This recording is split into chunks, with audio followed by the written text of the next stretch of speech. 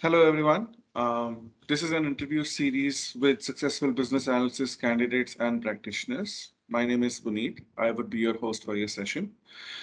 This interview is for aspiring business analysts on their journey to clear the CBAP certification exam. Today, we have Vignesh, who has recently cracked the CBAP examination. Hello, Vignesh, Hi, and Puneet. congratulations for clearing the examination. Thank you so much.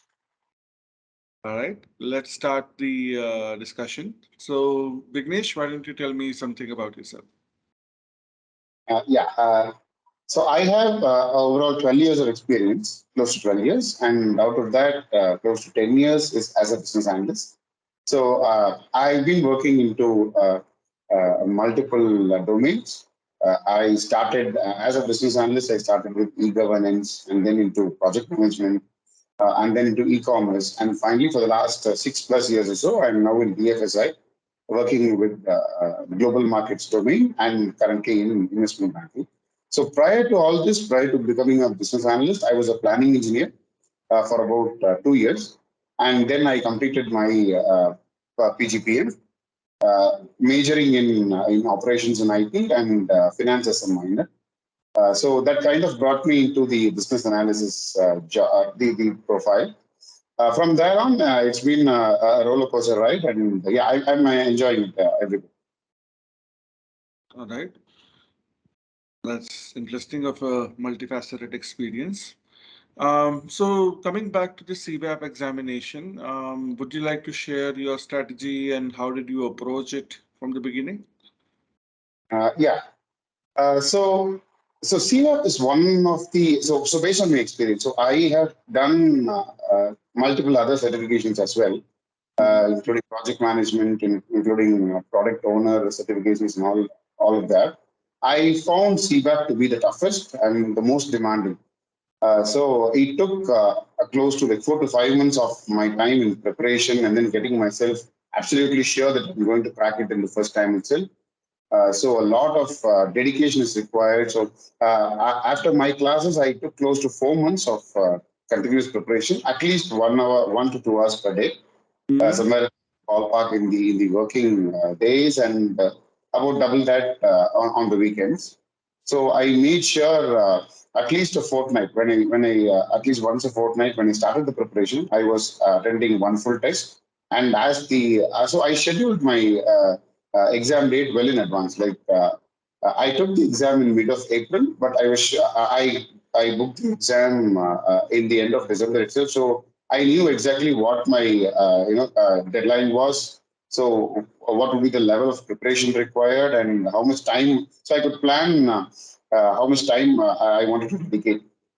So so from March or so I started to attend one full test every week. And yeah, my strategy was at least 1 to 2 hours per day, going through BABOK multiple times. So I would actually advise all the aspirants to go through BABOK at least twice entirely, so that we will be because based on my experience, whatever activities we do on in every organization, based on the uh, uh, like activities like sorry our day-to-day activities, it might not be an exact business analysis job. We might be extending our roles to something else, but what is right, what is wrong, so we get to know everything from the web. It's not that we would not be doing any of those, but what is the exact deliverable and what is the role of a business analyst? So we get to understand everything from the webhook, and obviously the questions are going to be directly from webhook itself. So going through it at least twice will give you point number one, knowledge and confidence of what you're executing in your job, and point number two, obviously the you'll be thorough with what kind of questions and what to answer. So we should definitely not answer based on our gut feeling or from our experience. We should stick on only to the record. That's what wanted to mention.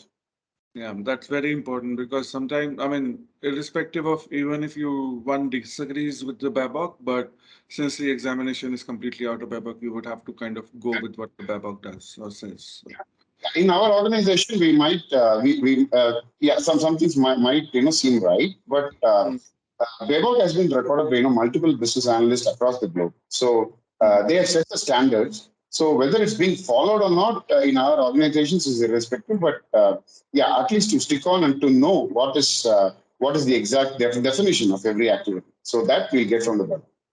Yeah, that's great. Um, what were the challenges that you faced during your preparation? I guess one of them would definitely be bandwidth based on your daily work to daily day-to-day work. Other than that, on the preparation side, any other challenges that you face? Yes. Yeah, I mean, as you rightly said, the most challenging part would be balancing the daily work because business analyst role is already like one of the toughest. You need to stretch beyond your normal, it's not a 9 to 5 job. Mm-hmm. So, yeah, you need to manage your clients across the globe. So, time is definitely not on your side. So, that is the major issue. And yeah, post that, yeah, apart from this, I would say the major, obstacle is like mental preparation because every time you attend an exam, you would have definitely searched across the internet and we would have taken the classes. So we know what would be the ideal marks or the percentage that you need to score before going on to your main exam. So Mm-hmm. getting yourself mentally up because obviously you can't get the desired output in every exam. So in case if you fall back on a couple of exams, right, your morale goes completely down because it's a very tough exam. It's not like we attend 36 hours of some training and then we get a certification. No, this is very demanding and it's split across knowledge areas. So we might seem strong in one knowledge area, but that's not good enough. You need to be strong in absolutely all six. And post that, then you have the toughest part is mapping the techniques, tools and techniques to every knowledge area. So that is a very tough job. So keeping up your morale, even though if you screw up, I mean you miss on a couple of mock exams, so just picking yourself up and continuously, going on with the preparation and then succeeding in the end exam. So that was the most. I mean, time at least you can manage with your weekends, but this was the toughest part. Mm-hmm. So And just how? like I too had tough time in cracking, some of the earlier exams. But then, as my preparation grew, as I dedicated a lot more time into the exam, so I got completely strong in all the knowledge areas, and then I got a higher in all the knowledge areas in the final exam. So yeah, yeah, I mean, believing in yourself and just dragging yourself until the final day. That was the toughest part. Mm-hmm. That's nice. Speaking of final day, how was your experience? What were the if were there was some surprises on your way, or how did you handle that? Did you do it offline or online? How did you do it, and how did you proceed with that? Yeah, I took it in a proctored center. So I would actually advise that to all the aspirants because we can take it from home. But yeah, I wouldn't advise that because in case if there is any disruption in the exam, so it would become very difficult, get back to where we were. So I took it in a center, and there were no surprises. I mean, my preparation. I mean, I knew like what percentage is going to be case study questions and how difficult they are going to be. So, and the process was seamless. So I didn't face any hiccups there. And my final, I just yeah. During the preparation, I would advise everyone to take notes because going through the Babok in the last week would actually make it much more stressful. So just take notes because we couldn't cover the entire webhook in one sitting or in a single day. So that notes helped me a lot. I was able to revise multiple times, and I decided not to read anything or not to go through the notes like 24 hours prior to my exam. So everything which I knew already, I was going to execute in the exam. So yeah, that worked wonders actually. So I was able to recollect everything in my mind and went to the center, and the process there was seamless. So uh, they'll just give you a paper and a pencil if required. Otherwise, nothing else. You can just go through, and there will be formula-based questions also. So just for that purpose, a paper and a pencil will be required. Apart from that, even the templates, everything were very close to the mock exams. Only. So it was straightforward, and yeah. And that is 3.5 hours. But we will definitely require, from my experience, I would say we will definitely require 3 hours because the case study questions were actually much more tougher and larger than whatever I practiced in all the mock exams. So we'll require somewhere close to 3 hours Hmm. based on the candidate. So this was this. They probably have resumed it more recently, where they have been started proctored exam. When I cleared it in December 2020, it was still, I mean, a peak of COVID and stuff, so it Yeah. was online completely. And I have always heard that it is online for a lot of people after that. So good that they have started working on the offline exam mode as well. Yeah, they started because I had my friends also clearing CBAP, so in multiple cities. So I took it in Tamil Nadu. So my friends took it in Gujarat and Madhya Pradesh. So across India, you have centers that are coming back, but you still have the option of taking it in your. Hmm. Great. Um, any tips and tricks other than what you've already suggested for candidates? Yes, I mean, as I said, take notes, take very detailed notes of all the knowledge areas, and very important things. Try to come up with a mind map for yourself. Map every tools and technique to the knowledge areas. Not just that, the inputs, the guidelines, and also the outputs. Try to create a mind map either in your laptops or in a paper and pencil, whichever you are comfortable with. So there will be straightforward questions on these. So if you have that, so I prepared a paper version for every knowledge area. So that was handy until my final exam. So if you want to quickly revise something, go through all of these inputs, guidelines, tools and techniques, and the stakeholders, everything. So this mind map, you should actually prepare one for yourself.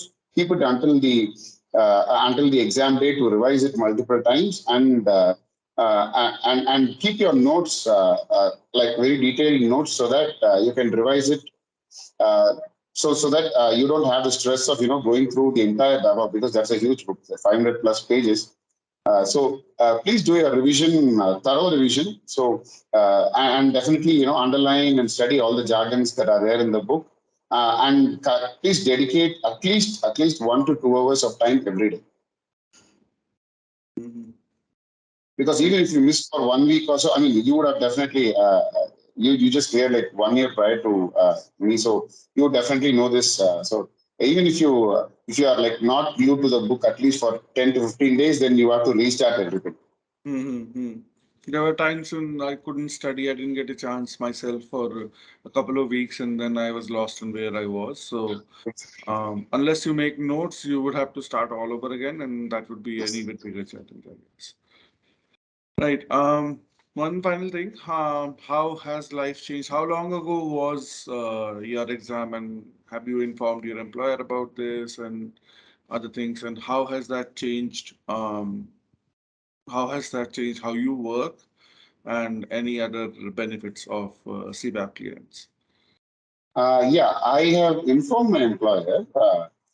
So there are very few business analysts with the CBAP certification. So based on years of working, so it can either be a CCBA or any other of the entry level or the CBAP that people actually try. But now you have multiple options flooded in the market. But CBAP remains to be the gold standard for a business analyst. So the actual number of business analysts available in the industry and how many who have completed CBAP is like not proportional. So it's very highly valued, and so that's how my organization views it as well. So apart from this, so CBAP actually gives you a lot of visibility. So once you update in your LinkedIn profile, so you will start to get a lot of recruiter interest and also from people who want to connect with you. There were actually more than a couple of people who reached out to me, wanted to know how to appear for CBAP and how to clear it and what are the benefits. So I had a chat with them as well. So your networking grows. That's point number one, and then recruiter interest on you grows because people are always looking for one, for in my profession, people are looking for business analysts who are who are certified, and that too specifically CBAP certified. So definitely like that helps. So your reach, definitely, increase. My reach is especially increased, like at least tenfold.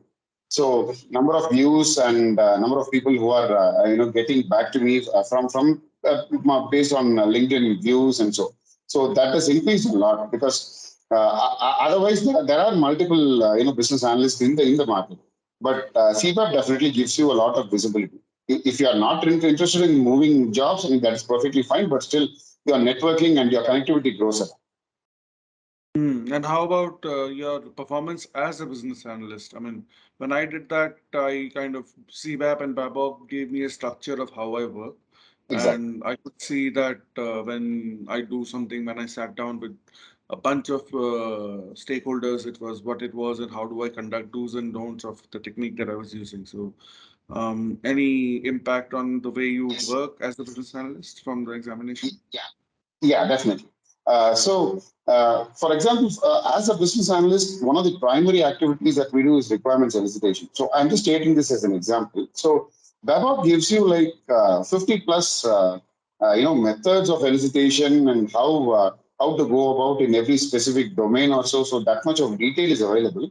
From my experience across the organizations that I work with, so there will be like specific techniques that every organization follows. That will be finite. So maybe like I would have attempted like 7 or 8 elicitation techniques, but still there is there is a world of methods outside what we have practiced. So how CBAP actually enables us is we get to know what are all the techniques that people have used across companies across the globe. So you can try new, methodologies, which will actually like you will start receiving appreciation from your employers when you attempt something new and that succeeds. Even if it doesn't succeed, right? It's actually like something new you have tried, and they'll definitely note it. Whatever I have done, so it was all based on the KT that I received from the team and the experiences in specific organizations. But as you rightly said, CBAP will give you the structure and the flow of activities, like where does a BA start and what all that BA has to execute. So I was doing a lot of that, but now I got the knowledge to follow the exact flow, like which are the activities that we need to complete in every phase, and like what should be the handover from the business analyst to a PM or to a sponsor or to all the other stakeholders. So I got the structure. Um, uh, I got a better understanding of how to execute my activities. So that really helped from the CBAP. It was not just specific to uh, like requirement gathering is something, just an example I wanted to, but across all the knowledge areas, like it has given me a lot of understanding. Great, great. I guess that's it, Vignesh. Thank you so much for your time and congrats again for clearing the examination and good luck for your future. Thanks, man. Thanks. Have a good day.